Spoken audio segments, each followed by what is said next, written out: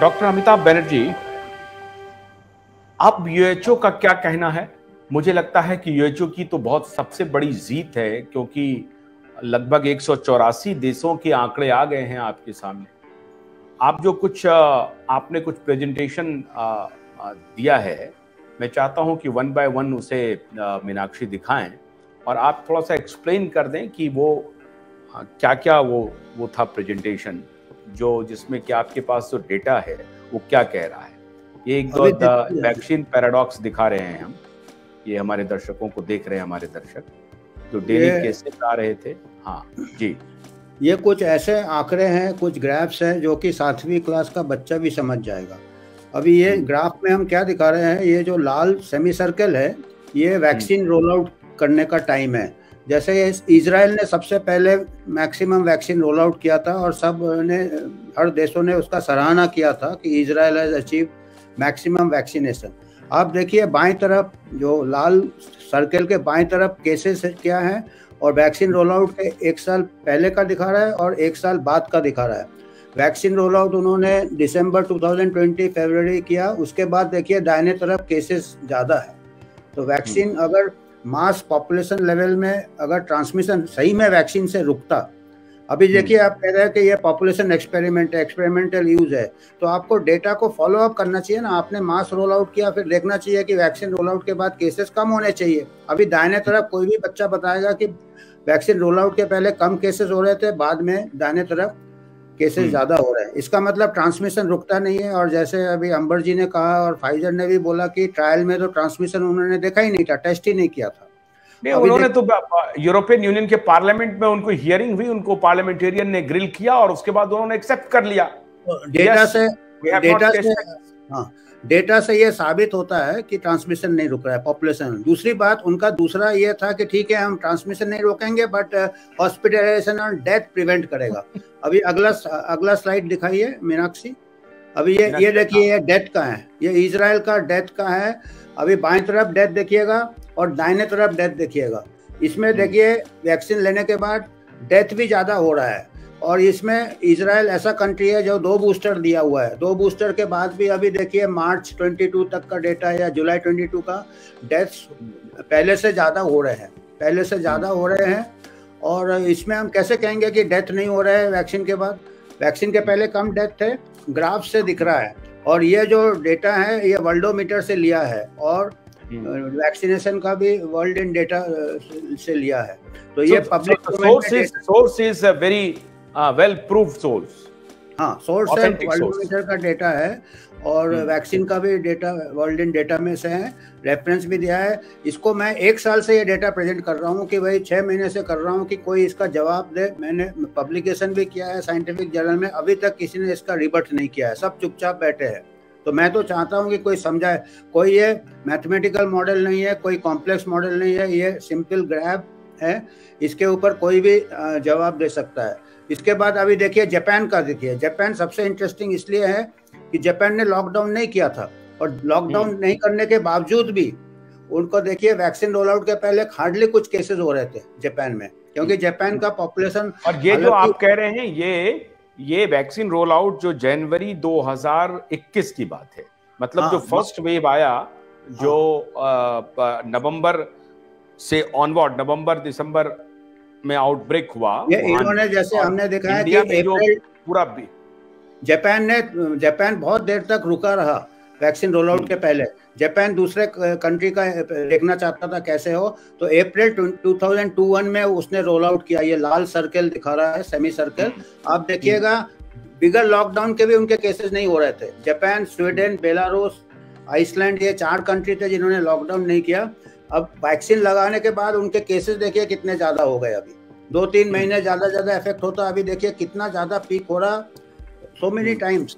और अभी अगला स्लाइड बताइए मीनाक्षी। ये डेथ, ये देखिए जापान में डेथ भी दाहिने तरफ ज्यादा हो रहे हैं, बाएं तरफ डेथ भी कम थे। अब इसमें ये कोई भी इसका जापान का जो है कोमोर्बिड, मतलब वो एल्डरली लोग का पॉपुलेशन ज्यादा था। हाँ, फिर भी उनका डेथ एल्डरली होने के बावजूद भी उनका ओबेसिटी 1/3 है। तो उससे क्या है कि उनका इंडिया से भी कम डेथ हो रहे थे before the vaccine roll out. Vaccine roll out के बाद केसेस बहुत ज्यादा हो गए थे, और ये एक्चुअली कंट्री को करना चाहिए। अभी जापान जैसा कंट्री है, इजराइल कंट्री है, कंट्री को केस करना चाहिए वैक्सीन के कि हमारा तो कुछ फायदा नहीं हुआ, करोड़ों करोड़ों बिलियन डॉलर इन्होंने वैक्सीन में खर्चा किया, हम तो साइड इफेक्ट की बात करते ही नहीं है, हम कहते हैं कि भाई इसका इम्पैक्ट क्या है। अगला दिखाइए, सिंगापुर देखिएगा, सिंगापुर को कितना तारीफ किया था वैक्सीन के पहले, रोल आउट इन्होंने फरवरी में किया, कोई केसेस नहीं हो रहे थे, और देखिए बाद में कितने केसेस हो गए। नेक्स्ट स्लाइड, डेथ बताइए सिंगापुर का, नेक्स्ट स्लाइड दिखाइए मीनाक्षी। ये डेथ देखिए कितना ज्यादा हो रहा है सिंगापुर में after the vaccine roll out. तो मतलब कैसे कह सकते हैं कि सर्ज है, एकदम शार्प सर्ज है आफ्टर वैक्सीन रोल आउट जो है, और ये कोई भी आदमी बता सकता है। इसको ये मिस इन्फॉर्मेशन और फलना चिलना बना करके टेक डाउन किया पूरे टेक्नोलॉजी के साथ। अब तो मूवी भी आ रही है, द रियल एंथनी फॉची की मूवी आ रही है, जो ट्रेलर उसका रिलीज हो गया है। हाँ जी डॉक्टर साहब, नेक्स्ट दिखाइए। मैं कुछ ही कंट्री दिखा रहा हूँ, मलेशिया का देखिए। मलेशिया में मेरे खुद कलीग्स है, मैं खुद मलेशिया गया था just before the pandemic, I was in Malaysia. Malaysia में कोई केसेस नहीं हो रहे थे, अभी देखिए वैक्सीन रोल आउट के बाद कितना ज्यादा पीक हुआ मलेशिया। नेक्स्ट डेथ दिखाइए मलेशिया का, अभी देखिए डेथ भी कितना हुआ। Before vaccine roll out Malaysia में कोई डेथ ही नहीं हो रहा था कोविड से, अभी जितने डेथ है तो ये हर कंट्री को केस करना चाहिए। नेक्स्ट ये देखिए श्रीलंका, श्रीलंका हमारा नेबरिंग कंट्री है, श्रीलंका में भी वैक्सीन रोल आउट के पहले हार्डली केसेस देखिए, और दाहिने तरफ देखिए कितने ज्यादा केसेस हुए, अभी डेथ भी ज्यादा हुए श्रीलंका में, देखिए अभी देखिए कितना ज्यादा डेथ हुआ। तो either something is wrong with the vaccine, और कुछ तो गड़बड़ है, मतलब एटलीस्ट काम तो नहीं कर रहा वैक्सीन, पॉपुलेशन लेवल में it is not working. I mean somebody can explain this. सवाल है कि सरकार ये सवाल क्यों नहीं पूछ रही है। अगला दिखाइए, ताइवान को क्या गरज पड़ा हुआ है। ये देखिए ताइवान में तो बिल्कुल आपको याद होगा, चाइना के बाद सबसे पहले ताइवान में आया था, कोविड स्प्रेड हुआ था, और ताइवान ने बहुत अच्छा कंट्रोल किया था, बहुत तारीफ किए थे लोगों ने ताइवान का।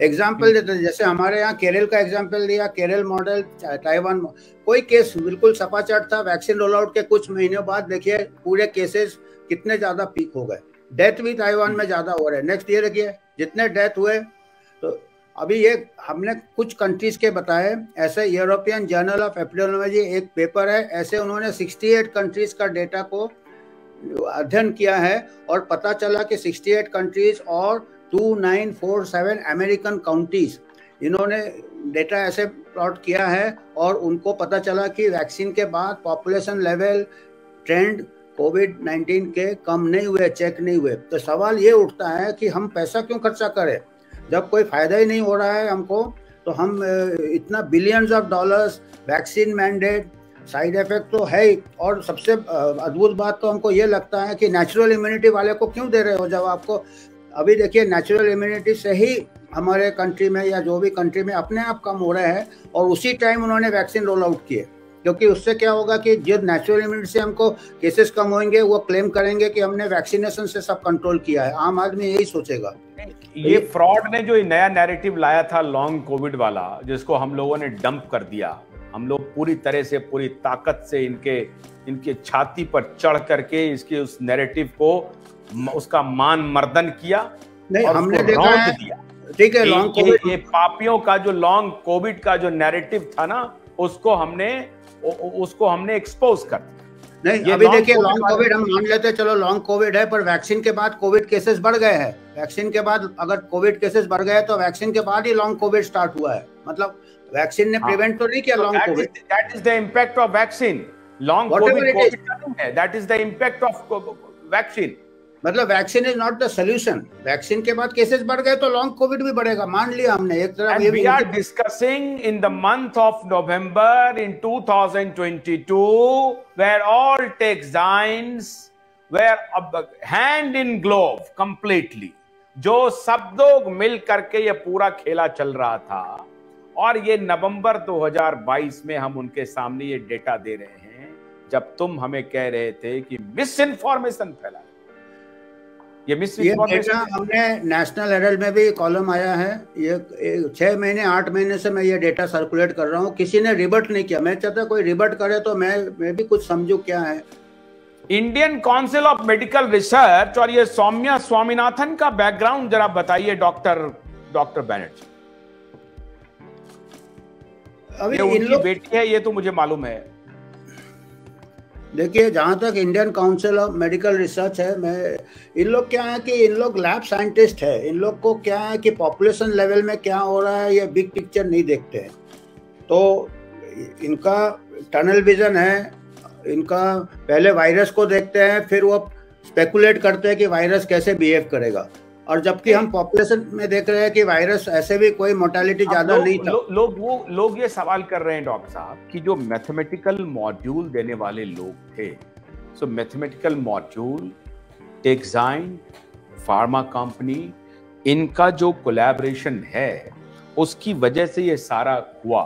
अच्छा, इन लोगों ने अपने तरीके से पूरी कोशिश की दबाने की, मीडिया को खरीद लिया और डिजिटल वर्ल्ड पे इनका कब्जा था, उसको खरीद लिया।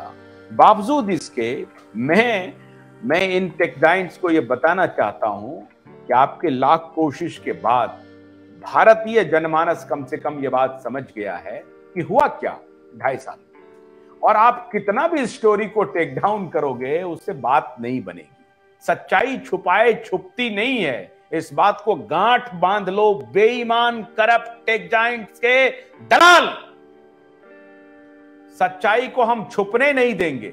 हमारे तो एक पत्रकार कह रहे थे कि अगर सब जगह से सब कुछ बंद हो जाएगा तो बसों पे जा जा करके चिल्ला करके बोलेंगे ये रिपोर्ट आया, ये रिपोर्ट आया, ये रिपोर्ट आया, इसे देख लो, इसे देख लो। रेलवे में चल के बताएंगे कि देखो ये रिपोर्ट आया, ये रिपोर्ट आया, ये रिपोर्ट देख लो। और अब तो चीफ जस्टिस साहब नए बने हैं, उनसे हम लोग दरखास्त कर ही रहे हैं। हम लोग उनसे दरखास्त कर रहे हैं कि आप सुनवाई शुरू कीजिए। रमन्ना साहब ने तो 1 साल तक बच्चों के डेथ के पिटीशन को हियरिंग पे नहीं लगाया, लेकिन थैंक्स टू यूयू ललित साहब जिन्होंने आते ही उसको हियरिंग पे लगा दिया। नहीं डॉक्टर साहब, हम ये कह रहे हैं कि क्या यूएचओ देश भर के डॉक्टरों को अब ये कन्विंस करने में उनको कामयाबी मिल रही है कि जो कुछ भी हुआ अब भी तुम्हारी आंखें खुली हैं या नहीं खुली है?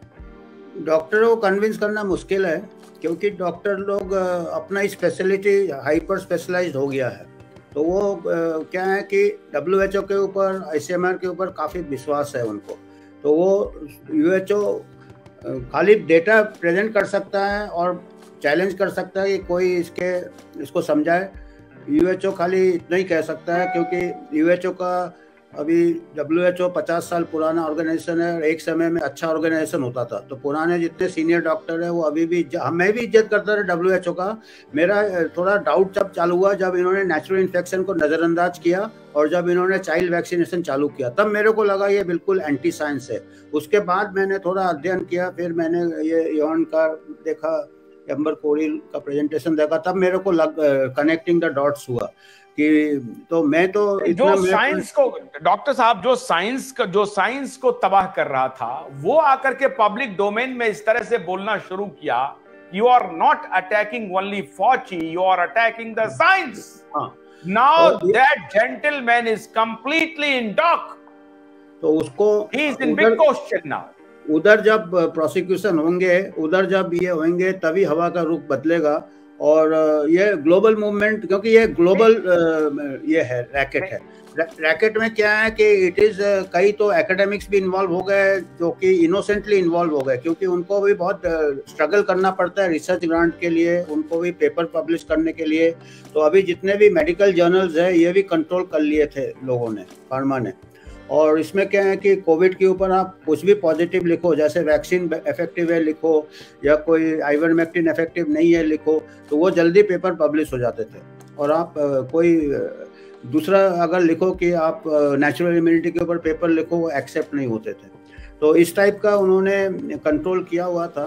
तो अभी अगर एक्सपोज ये ग्लोबल लेवल पे था, तो एकेडमिक आप एक बात को समझिए डॉक्टर साहब, अमेरिका में जो अभी ये तो पॉलिटिकल मुद्दा बना हुआ, it has become a complete political issue, and let me tell you that the next election will be on this particular issue. I can tell you with all responsibility, there is a sharp division between Republican and Democrat. ये actually this has been an information war. उन्होंने Wikipedia को भी control किया हुआ है। जो Wikipedia का founder है वो खुद कहता है कि you can not trust Wikipedia. अभी आप विकीपीडिया में रॉबर्ट मेलोन टाइप करो, मैकलो टाइप करो, पीटर मैकलो, तो उनके बारे में आता है कि they are spreading misinformation. Sucharit बाकरी का टाइप करो तो यहाँ तक कि जो कि रेप्यूटेड साइंटिस्ट इतने सालों के हैं, विकिपीडिया उनके बारे में डिस्टॉर्टेड इन्फॉर्मेशन देता है। तो आम आदमी को क्या है कि जो बहुत अच्छे साइंटिस्ट, जो लोग अच्छे एविडेंस ला रहे हैं कंसर्न के लिए, उसको उन लोग ऐसे करके ब्लैकलिस्ट टाइप या एक प्रकार से ऐसा गलत विकिपीडिया को कंट्रोल किया। फिर हमारा एक मेडिकल का कॉकरेन कोलैबोरेशन होता था, वो एविडेंस बेस्ड मेडिसिन का ये समरी देता था। अभी हमको ये भी हमने पढ़ा है कि उसको भी अभी इन्फ्लुएंस कर रहा है, क्योंकि कॉकरेन में क्या है कि 17 स्टडीज हो चुके थे पहले, ये कोविड के पहले मास्क के ऊपर। उसमें कॉकरेन रिव्यू में आता था कि mask does not prevent respiratory infections. अभी क्या है कि उसके ऊपर भी धीरे धीरे वो ट्विस्ट कर रहे हैं कि इट मे प्रिवेंट एंड ये वगैरह वगैरह। ऐसे पेपर्स भी 2 रैंडमाइज बड़े बड़े ट्रायल किए थे मास्क के ऊपर, पता चला कि मास्क का इतना बेनिफिट नहीं है कुछ। पर अभी भी देखिए हर जगह अब आता है कि अभी ओमिक्रॉन का सब वेरिएंट आ रहा है। आज के इसमें भी पेपर में स्टेटमेंट है कि भाई मास्क पहनना चाहिए। तो ये all this is part of the psychological warfare. Ambar क्वेरी साहब, अब जबकि सारी बातें साइंटिफिकली प्रूफ हो रही हैं, और जो अवेकन इंडिया मूवमेंट ने अभियान शुरू किया था, और जो डॉक्टर बैनर्जी और डॉक्टर कुशवाहा, डॉक्टर संजय राय जैसे लोगों ने इस मुद्दे को उठाया, पब्लिक डोमेन में लाया, लोगों को अवेयर किया, अब वो पूरी तरह से सच साबित जब होने लगा है, तो अवेकन इंडिया मूवमेंट का नेक्स्ट कोर्स ऑफ एक्शन क्या है? कैसे वो जनता के बीच जा करके इस पूरे सच्चाई को ले जाना चाहती है? इसके पहले मैं एक टॉपिक पे आना चाहता हूं जहां आप लोगों ने बात किया लॉन्ग कोविड जी। तो लॉन्ग कोविड का इन लोग बता रहे हैं कि जो भी अभी आपको डिजीजेस हो रही है, हार्ट अटैक्स हो रही है, कार्डियक अरेस्ट हो रही है, जब भी आपका डायबिटीज बढ़ रहा है, आपका काफ़ी कुछ हो रहा है, ये सब जिसको कोविड हुआ उसको हो रहा है। तो हमने इमीडिएटली आरटीआई भरा आईसीएमआर में कि ये लॉन्ग कोविड का जो है, या जिसको भी कोविड हुआ है, इसको कोई कोमॉर्बिड होता है क्या इमीडिएटली? तो आईसीएमआर का रेगुलर रिप्लाई आ गया कि इस पे कोई स्टडी नहीं हुआ है, पहला बात। तो फिर ये नैरेटिव ही गलत है। दूसरा चीज है, इन लोग बोल रहे हैं सब पेपर में, टाइम्स तो काफी बोल रहा है और सब न्यूज चैनल्स घुमा रहे हैं कि जिसको कोविड हुआ है उसको लॉन्ग कोविड होएगा। लेकिन यहाँ तो doctor Amitabh will agree with me, Omicron तो सबको होके गया, सेरो सर्वे रिपोर्ट भी 100% लोगों को ओमिक्रॉन होके गया, यानी कोविड तो सबके होके गया। फिर जिसने टीका नहीं लिया है उसको लॉन्ग कोविड क्यों नहीं हो रहा? और हम अभी यही डेटा निकाल रहे हैं, ऑलरेडी हम डेटा दे रहे हैं प्रेसिडेंट को। Children's death has crossed around 80 और adults death have crossed 20,000 immediately after vaccination, media reported. तो इसमें भी कुछ एक्शन नहीं लिया जा रहा। तो अभी हमारा एम क्या है कि पहला चीज लोगों को बताने कि भाई आपको झूठ बोल के, आपको फॉल्स नैरेटिव बता के, जैसा वीजी सोमानी ने बोला था 110% सेफ, गुलेरिया ने बताया था 100% सेफ, जिसमें डॉक्टर स्नेहल लुनावत ले लिया उनका बात सुन के। तो ये सब का जो अभी आपने ले लिया ठीक है, तो उसके बाद तो ये सेफ वाला नैरेटिव धीरे धीरे 45% पे आ गया। नहीं तो अभी सर हम लोग को क्या, देखिए अवेकन इंडिया मूवमेंट, हम लोग पहले भी जान बचाने निकले थे, अभी भी हम जान बचाने की कोशिश कर रहे हैं। हमारे साथ डॉक्टर सुसन राज का या काफ़ी सारे डॉक्टर्स का हमारे पास एंटीडोट्स है, हमने वेबसाइट में उसको काफ़ी पब्लिश किया, उसको पॉपुलराइज कर रहे हैं। लोगों को हम बता रहे हैं कि भाई डी डाइमर और तुम्हारा liver function test, haematology test करो, और इसमें अगर आपको कुछ भी गड़बड़ लिखता है तो हमको कांटेक्ट करो। ये सब मेडिसिन अवेलेबल है, जिससे मैंने खुद अपने पर्सनल में देखा है कि ठीक हो जा रहा है।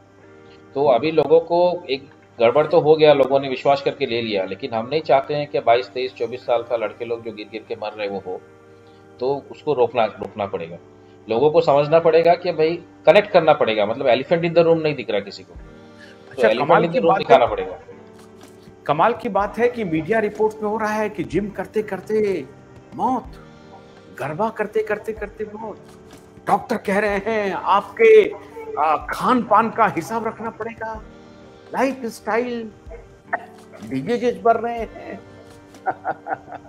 इनका नैरेटिव देखिए, बेईमानों का नैरेटिव देखिए। गरबा इसके पहले भी होता था, गरबा 2019 में भी होता था, गरबा 2018 में भी होता था। एक भी नाचते नाचते डेथ की खबर नहीं थी, जिम में इस तरह से डेथ होने की खबर नहीं थी जो अभी हो रहे हैं। स्टेशन सर पर अभी चलते चलते इस तरह की खबर नहीं थी। मायोकार्डिटिस का जो हार्ट अटैक्स हो रहे हैं, हार्ट इन्फ्लेमेशन, इसका डेटा था क्या 4 in a million। और अभी जो डेटा आ रहा है जो बैंकॉक में पब्लिश हुआ थाईलैंड में, उसमें 25,000 people in a million. 4 in a million, और क्या हो गया सडनली कि 25,000 इन ए मिलियन, तो इट्स ह्यूज इसको ना। कोई कोई आदमी इस देश का जिम्मेदार, डॉक्टर विवेक पॉल जैसे लोग, डॉक्टर लव अग्रवाल जैसे जो रोज आकर के प्रेस कॉन्फ्रेंस करते थे, सरकार के माउथपीस, फार्मा माफिया के इशारे पर चलने वाले लोग आज ये चुप क्यों हैं? और जैसे डीमोनेटाइजेशन से अपने आप को भगा लिया, ठीक उसी प्रकार से अब इस रैकेट से भी भगाना चाहती है सरकार। और हमारे प्रधानमंत्री जी अलग अलग केदारनाथ, बद्रीनाथ, महाकाल और गोरखनाथ पीठ, तो जहां हो रहा है जहां वो जा रहे हैं। बाबा विश्वनाथ के दर्शन के लिए जा रहे हैं, बाबा वैद्यनाथ के दर्शन के लिए जा रहे हैं। हम तो कहते हैं जाइए, आपको भगवान सद्बुद्धि दे, इन फार्मा माफियाओं से लड़िए तो सही, इन बेईमानों से तो लड़िए। इनके हाथों कैसे आप सरेंडर कर रहे हैं खुद को? खड़े तो होइए इन माफियाओं के खिलाफ। देखिए अभी बाबा रामदेव जो प्रो बीजेपी माना जाते थे, वो भी तो ओपनली अभी बोल रहे हैं। तो अभी तो काफी लोग बोल रहे हैं, लेकिन थिंक क्या है, जैसा मैंने बताया ना, एलिफेंट इन द रूम, लोग कनेक्ट तो करे। मेरा एक फ्रेंड है, अच्छा डेंटिस्ट है, यंग चैप है, 35 के नीचे, बहुत अच्छा क्रिकेटर। अभी वो क्रिकेट नहीं खेल पा रहा है, बूस्टर तक ले चुका है, तो जल्दी थक जाता है। तो मैंने उसको बोला कि भाई एक बार ये टेस्ट कर लो, ये सब वैक्सीन रिलेटेड है या टीका रिलेटेड, बिलीव करने को रेडी नहीं हूँ। प्रॉब्लम वही है ना कि लोगों को अभी अवेकन इंडिया मूवमेंट का एक काम है कि आपको समझाना पड़ेगा भाई ये करो, देखो, बचो, ये हो रहा है। तो ये, और नॉट ओनली दिस टीका, सबका ले लीजिए, पोलियो ले लीजिए, किसका भी ले लीजिए। अभी अमिताभ सब बोलेंगे कि नहीं बहुत सारे टीके अच्छे हैं, लेकिन मुझे मेरे पास जो अमेरिका से एक तस्वीर आई है, एक वीडियो आई है, जिसमें उन्होंने डेटा कलेक्शन किया है और बहुत सारे डेथ के, जो सडन डेथ की जो खबरें आई हैं, उसके जो सीसीटीवी फुटेज हैं उसको उन्होंने दिखाया है। तो उसमें उन्होंने बताया कि इसके पहले जितने वैक्सीनेशन के जो कैंपेन हुए या ड्राइव हुआ, उसमें इस तरह की रिपोर्ट्स नहीं आई जिस तरह के रिपोर्ट्स इसमें आ रहे हैं। सर इंडिया में भी रोटा वायरस निकला था, और कुछ चेन्नई में बच्चे लोग को इंटेस्टाइन कोलैप्स हो गया, तो इमीडिएटली और अभी अब यही गेट्स गैंग जो है 2009 में 11 में कैसे 9-10 बच्चियों की मौत हुई थी और इनके ऊपर पाबंदी भी लगी थी। नहीं तो अभी क्या हो गया सर, देखिए एक हमने केस फाइल किया था डॉक्टर अजय गुप्ता का सुप्रीम कोर्ट में, अभी यूयू ललित साहब ने उसको लिया है। तो यहाँ पर कैसा है कि जो एडवर्स इवेंट फॉलोइंग इम्यूनाइजेशन है 2014 में चेंज किया गया, और इसमें क्या बोल रहे हैं हम लोग, क्या ट्रायल में अगर हम जो देखते हैं ना वही हम मानेंगे।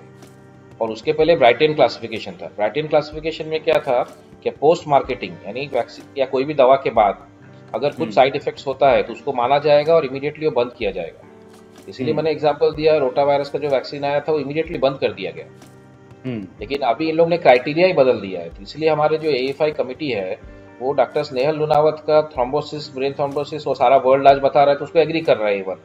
लेकिन वहीं पर हितेश काटवे जो 3 घंटे में मायोकार्डिटिस से मरा, उसको एग्री नहीं कर रहा है। B1 लिखता है, टेम्पोरल एसोसिएशन है वैक्सीन का, लेकिन प्रूफ नहीं है। तो ये बहुत बड़ा फ्रॉड किया है इन्होंने, सिस्टम में ही फ्रॉड कर दिया है कि ये रिपोर्ट ही नहीं हो रहा है। बहुत ही कैलिब्रेटेड तरीके से काम किया इन्होंने, और बहुत चीजों को कोऑर्डिनेट करके, ठीक तरीके से प्लान करके, दिमाग लगा करके इस बार पूरा कामयाबी से सबको टेक डाउन करो, न्यूज मत स्प्रेड करो, उसको मिस इन्फॉर्मेशन के घेरे में ले आओ, जो सही बोल रहा है उसको दबा दो, जो टेलीविजन चैनल्स के जो दलाल पत्रकार हैं उसको खरीदो, दलाल मालिक को खरीदो, दलाल हॉस्पिटल को खरीदो, उसको माल बनवाओ। ये पूरे तरीके से षड्यंत्र रच करके पूरा धंधा किया इस बार, और इस बार उसको कामयाबी मिल गई है। हालांकि ये 2000 से ये काम कर रहा है। जब से इन्होंने फाउंडेशन बनाया, फिलैंथ्रोपी का ड्रामा शुरू किया, ये पापी, ये बेईमान आदमी, ये तब से इन्होंने खेला शुरू किया, और तब से इन्होंने फार्मा कंपनियों में पैसा इन्वेस्ट किया, और तब से लगातार कॉन्टिन्यूअसली वायरस पर वायरस, वायरस पर वायरस, वायरस पर वायरस आउटब्रेक हो रहे हैं। सर एक और चीज मैं आपको बताना चाहता हूँ दर्शकों को भी इधर, कि अभी रिसेंटली पेपर पब्लिश किया है एम्स के डॉक्टर्स ने, ये Sanjay Kumar Rai, doctor Shashikant and doctor Shreya Jha, centre for community medicine AIIMS, उसमें जो मेन लाइन है, global data strongly suggest that majority of us will get covid infection even after vaccination. Second point लिखते हैं, the natural infection provides better and longer lasting protection, may even provide life long immunity. तो वापस उन लोग natural infection में आ रहे हैं। Third point लिख रहे हैं, based on the available evidences we can say that there is no additional benefit of vaccination in Covid recovered individuals. Most likely the herd immunity will be achieved primarily through the natural infection and not by the existing vaccines. In fact, उन लोग government को suggest भी कर रहे हैं, considering the latest available evidence, the policy seems misplaced and needs re-examination rather than blindly copying whatever is being advocated elsewhere. तो ये पूरा साइटेशन के साथ इन लोग ने पब्लिश भी कर दिया है। तो ये अभी जो गवर्नमेंट के ही डॉक्टर्स हैं उन लोग ये बता रहे हैं। अंबर जी, सरकार तो समझिए कि माफिया के हाथों सरेंडर कर दिया, पता नहीं इसकी क्या डील हुई इनके साथ। हमें ये बताइए, भारत एक डेमोक्रेटिक कंट्री है, हमारे यहाँ अपोजिशन है, ये फ्रॉड आदमी जो घूम रहा है चारों तरफ अभी गुजरात में और वो वहाँ पे ये दिल्ली का जो ये फ्रॉड है, I will never say with all humility that he is honourable chief minister, elected chief minister. अगर हमारे बुद्धि भ्रष्ट लोग अगर उनको चुन करके मुख्यमंत्री बना भी देते हैं तब भी मैं उन्हें मानने के लिए तैयार हूं, क्योंकि ये फ्रॉडेस्ट ऑफ हाईएस्ट ऑर्डर है। This man killed the whole humanity, और ये फ्रॉड का सबसे जीता जागता उदाहरण है ये अरविंद केजरीवाल। ये अरविंद केजरीवाल और राहुल गांधी अभी भारत जोड़ो पदयात्रा कर रहे हैं। राहुल गांधी और केजरीवाल क्यों नहीं ये सवाल पूछते हैं नरेंद्र दामोदर दास मोदी से कि जब वैक्सीन काम नहीं कर रहा है तो क्यों आपने रोल आउट करवाया, क्यों 200-300 करोड़ आपने बेचवाया वैक्सीन का डोज। यही दोनों तीनों आदमी था। ये फ्रॉड जो मुख्यमंत्री है दिल्ली का, ये फ्रॉड मुख्यमंत्री फाइजर से डायरेक्टली डील करने के लिए जा रहा था, डायरेक्टली। ये सारे सोवरेंटी को बेच करके ये आदमी जा रहा था फाइजर को लाने के लिए इंडिया में। ये फाइजर से पैसा खा रहा था, फाइजर से पैसा खा रहा था ये अरविंद केजरीवाल, फ्रॉड, झूठा, बेईमान, करप्ट। और ये आदमी फाइजर से पैसा खा करके भारत में फाइजर को एंट्री कराना चाह रहा था और ये चुप बैठा हुआ है। तो दाढ़ी बनाकर बढ़ा करके कार्ल मार्क्स बन रहे हैं राहुल गांधी जी। राजीव गांधी फाउंडेशन को 2005 से 2018 तक 139 करोड़ रुपए मिले। कहां से मिले? इसलिए ये दाढ़ी बढ़ाने वाला eligible bachelor Rahul Gandhi keeping मम, not asking any single question, and his fraudest leaders like P. Chidambaram, great finance minister, vaccine roll out करो, वैक्सीन रोल आउट करो, जल्दी करो, जल्दी करो, जल्दी करो, मास्क लगाओ, लॉकडाउन लगाओ। बेईमानों के इशारे पर पैसा खा करके बैठ गया ये आदमी। ये तीनों चारों बेईमान लोग मिलकर के आज नरेंद्र मोदी से ये सवाल क्यों नहीं पूछ रहा है जो ये कहा जा रहा है कि वैक्सीन जल्दी से दे दो लोगों को। कौन जिम्मेदार है सबसे ज्यादा? डॉक्टर बनर्जी और अंबर जी, बताइए। मैं मोदी जी को थोड़ा इधर रखता हूं, इन दोनों के मुंह में क्या गया है? पान गया है? क्यों नहीं पूछ रहा है? सवाल क्यों नहीं करता? अगर आप बूस्टर के टाइम देखेंगे तो सेंट्रल गवर्नमेंट ने मेडिकल एडवाइस के बाद रखा था, और फिर वहां पर कांग्रेस के लोगों, राहुल गांधी और चिदम्बरम तो ने पार्लियामेंट में भी बहुत हंगामा किया कि बूस्टर क्यों नहीं चालू कर रहे, और उसके बाद वो मेडिकल एडवाइस निकाला गया। वो तो अभी सबको पता है। दूसरा, अभी it is shameful, very shameful, इतना बड़ा कंट्री में कोई भी ऑपोजिशन खड़ा नहीं हुआ एक्सेप्ट फॉर साउथ के। आप देख लेंगे मिस्टर TRS के, ही वॉज द पर्सन, उन लोग खाली खड़े हुए। अदरवाइज ममता बनर्जी भी फाइजर से डायरेक्ट वैक्सीन मांग रही थी, यहाँ पर आदित्य ठाकरे भी फाइजर से डायरेक्ट वैक्सीन मांग रहे थे। तो जितने ऑपोजिशन वाले थे वो लोग तो डायरेक्ट मांग रहे थे। KCR शायद खड़े हुए क्या? मैंने देखा नहीं कहीं पर उनका स्टेटमेंट। हाँ, वो लॉकडाउन के भी अगेंस्ट थोड़ा बहुत उन्होंने बात किया था। अच्छा, नहीं इफेक्टिव है। Very हाँ, और वहाँ पर अखिलेश यादव ने भी थोड़ा सा मोर्चा खोला था। बेचारे और को स्ट्रिक्ट मैंडेट्स उन्होंने नहीं किया था। इनफैक्ट आरटीपीसीआर का रिक्वायरमेंट वहाँ अंदर बाहर जाने के लिए कभी नहीं रखा था उन्होंने। तो उसके हिसाब से तेलंगाना और आंध्रा ये दोनों इंडिया में वो टाइम पे, and third city was state was Uttarakhand. तो ये तीनों स्टेट में काफी रिलैक्स था then rest of the country में। नहीं, उत्तराखंड में तो था, मैं तो खुद भी गया था वहाँ पे, तो मैंने देखा कि वहाँ रोड पे चेकिंग्स वगैरह चल रहे थे। हाँ, लास्ट में आया वो, बट इनिशियली जैसा महाराष्ट्र का हाल था वैसा नहीं था। लास्ट में एंड में आया, जनवरी फरवरी मार्च के बाद में निकल गया। हरियाणा में भी एंड में आया। नहीं, अब मैं यूएचओ के चेयरमैन साहब से कहता हूं, चेयरमैन साहब क्यों नहीं आप हेल्थ मिनिस्ट्री को एक बार फिर से लेटर लिखें कंपाइल्ड कि भाई इनके खिलाफ कार्रवाई करें और हेल्थ मिनिस्ट्री के भी खिलाफ कार्रवाई हो। सीएजी के लिए मैंने पहले भी कहा था कि सीएजी ऑडिटिंग हो जाए और पुलिस कंप्लेन फाइल किया जाए इन लोगों के खिलाफ, क्रिमिनल केसेस फाइल किया जाए और इनके खिलाफ जो है सो इन्वेस्टिगेशन जो है सो डिमांड किया जाए। क्या आपने अंबर साहब, आपने कोई इन्वेस्टिगेशन डिमांड का कोई एप्लीकेशन पड़ा हुआ है अपना? Hello, already doctor Snehal Lunawat का उसमें तो हमदस्त डिलीवरी हो गया है ना, उसमें हेल्थ मिनिस्ट्री भी है और मिस्टर गुलेरिया भी है और आईसीएमआर के चीफ भार्गवा भी है, आधार पूनावाला, बिल गेट्स भी है। तो इनको नवंबर 15 तक तो रिप्लाई देना है बॉम्बे हाई कोर्ट में। सो ऑलरेडी उन लोग अभी कोर्ट में रिप्लाई देने का मौका आ गया है उनका। हितेश काड़वे जी का भी केस है जहां पर तो क्रिमिनल केस है, मर्डर का चार्जेस लगा हुआ है। तो हम लोग तो प्रोसिक्यूट करने का फुल हाई कर ही रहे, हम लोग पीछे नहीं हटे। और एक मेरा इंडिविजुअल केस भी चल रहा है मेरा मुलुंड मेट्रोपोलिटन कोर्ट में। तो वहां पर भी जो इकबाल चाहल और जो हमारे मुंबई के कमिश्नर और एक्स चीफ सेक्रेटरी कुंटे, इन लोग सब पे केस चल रहे हैं कि इन लोग ने सब इलीगल ऑर्डर दिया था मैंडेट्स का against the national disaster management authority के अगेंस्ट।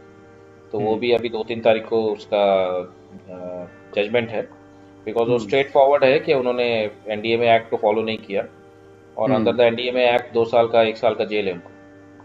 तो वो भी हम परस्यू कर रहे हैं और मैं individual capacity Mulund metropolitan court में वो भी केस चल रहा है। तो काफी कुछ तो हम लोग कर रहे हैं जहां तक हमारे से पॉसिबल है, जो क्षमता है उसके हिसाब से कर रहे हैं। Doctor Banerjee, last comment. हाँ बिल्कुल, अगर ऐसे जो जैसे डेटा तो हम काफ़ी दिनों से बता रहे हैं और इतना आम आदमी को या कोर्ट को शायद इतना इम्पैक्ट नहीं होता बहुत बड़े डेटा सेट्स के। तो पर जैसे अभी अंबर जी ने कहा है कि कुछ इंडिविजुअल केसेस जो कि पर्सनल ट्रेजेडी को फोकस में करते हैं, जैसे स्नेहल लूनावत का केस मेरे को लगता है सबसे स्ट्रॉन्ग केस है। अगर ये केस में अगर फेवरेबल जजमेंट होगा तो फिर बाकी चीज़ें भी फिर आई थिंक उसके लिए भी रास्ता खुल जाएगा। तो मेरे को लगता है ऐसे केसेस जो ओपन एंड शट केसेस है, ये देखना फॉलो करना बहुत जरूरी है। आखिर में मैं अपने देश के मुख्य न्यायाधीश से, नवनियुक्त मुख्य न्यायाधीश से और जो अब जो आउटगोइंग जस्टिस हैं जस्टिस यूयू ललित, उनसे बहुत अपेक्षा है अगर वो जाते जाते भी कुछ फैसला सुना दें जनता के हक में, और जिनको भुगतना पड़ा है इस पापियों की सजा, अगर उनको थोड़ा भी रिलीफ दे सके तो पूरी मानव जाति के प्रति बहुत ज़बरदस्त सेवा होगी। और हम उम्मीद करते हैं कि जस्टिस यूयू ललित अपने रिटायरमेंट के पहले शायद वो ऐसा कर जाएं। लेकिन एट द सेम टाइम मैं ये अपेक्षा रखता हूं कि नए जो चीफ जस्टिस आ रहे हैं, हम लोग उनसे ये आग्रह करते हैं कि हम लोगों की ये जो याचना है अवेकन इंडिया मूवमेंट की या और जो उनके पास केसेस पड़े हुए हैं, विदाउट प्रेजुडिस, क्योंकि देखिए जनता की साख आप में निहित है और आप न्याय के मंदिर में, बिल्कुल आप जस्टिस करें, न्याय करें। ये बिकने बिकाने वाला जो खेल चल रहा है कि न्याय बिकता है, इस पर जब आप बैठ जाएं उस पद पर, तो कम से कम उस पद की गरिमा का पालन करें। और आप जनता के हक में, जो गरीब जनता है जिन्हें मालूम नहीं है, जानकारी नहीं है, मैं गरीबी आर्थिक नहीं मानता हूँ, सूचना का अभाव भी एक गरीबी है। और इस प्रकार से जो मीडिया बेईमानी कर रही है, जो सही सूचना नहीं दे रही है, जो सही सूचना दी जा रही है उसको दबाई जा रही है, ये भी एक मानसिक गरीबी है। तो इससे अपने समाज को बाहर निकाल लीजिए। और आखिरी होप अंततः सुप्रीम कोर्ट ही है, क्योंकि आप ही सुप्रीम हैं। तो मैं आपसे दोबारा आज आग्रह करता हूं, जब आप इस पद पर आसीन हों तो जो एप्लीकेशंस पड़े हुए हैं उनकी सुनवाई करें, और आप कुछ ट्रुथफुल, अगर गलत है तो उसकी सजा भी दीजिए। अगर हम लोग गलत बोल रहे हैं तो सजा दीजिए, और अगर सही बोल रहे हैं तो न्याय कीजिए। ये हमारी आपसे विनती है, करबद्ध प्रार्थना है, क्योंकि अब पूरी दुनिया में सारे साइंटिफिक एविडेंस आ गए हैं, कुछ चीज बाकी बचा नहीं है, छुपा नहीं है। आप साइंटिफिक इंक्वायरी का, इन्वेस्टिगेशन का आदेश दे करके रिपोर्ट मंगा लीजिए, 3 महीने 4 महीने में दूध का दूध पानी का पानी हो जाएगा। और फिर आप ये भी इन्वेस्टिगेशन कीजिए कि कौन पॉलिटिशियन इसमें शामिल है, अपोजिशन का, सरकार का, कौन ब्यूरोक्रेट शामिल है, कौन बेईमान करप्ट डॉक्टर शामिल है, कौन मीडिया का दलाल शामिल है। सबकी तहकीकात कीजिए, और यही मैं आपसे विनती करता हूं। आप दोनों का बहुत बहुत शुक्रिया, गंभीरता से आपने बात की। आप दर्शकों का शुक्रिया जो बड़े दिनों बाद हमारे साथ जुड़े हैं, आप सबका बहुत बहुत आभार। चलते चलते दीपावली की हार्दिक शुभकामना, और आने वाले जो छठ पूजा है नॉर्थ इंडिया में बहुत मजबूती से मनाया जाता है। अंबर जी, मैं समझता हूं कि आपके मुंबई में भी बहुत इसका धूमधाम होता है, उसकी भी शुभकामना, भाई दूज की शुभकामना, और भी इस दौरान जितने भी पर्व आ रहे हैं, हमारी मुलाकात तब के बाद होगी। तो आप सबको बहुत बहुत शुभकामना। अपना ख्याल रखिए, आशुतोष पर मत दीजिए। नमस्कार।